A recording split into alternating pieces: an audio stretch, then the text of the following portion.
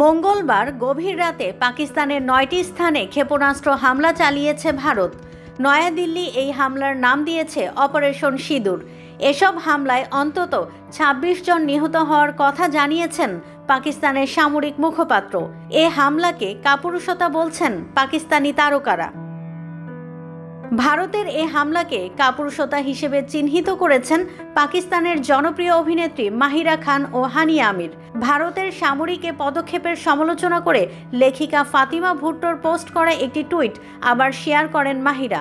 Instagram স্টোরিতে এক হৃদয়গ্রাহী বার্তায় লিখেছেন, কাপুরুষ, আল্লাহ আমাদের দেশকে রক্ষা করুন, বিবেক জাগ্রত হোক, আমিন।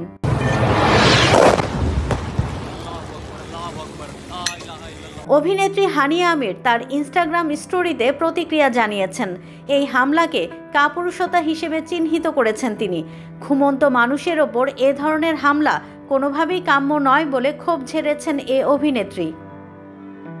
অভিনেতা ফাওয়াদ খান নিহতদের প্রতি সমবেদনা জানিয়ে বলেন, এই লজ্জাজনক হামলায় আহত ও নিহতদের পরিবারের প্রতি গভীর সমবেদনা। ওয়ালটন আবারও মিলিনিয়ার অফারে ওয়ালটন ফ্রিজ কিনে আপনিও হয়ে যেতে পারেন মিলিয়নিয়ার।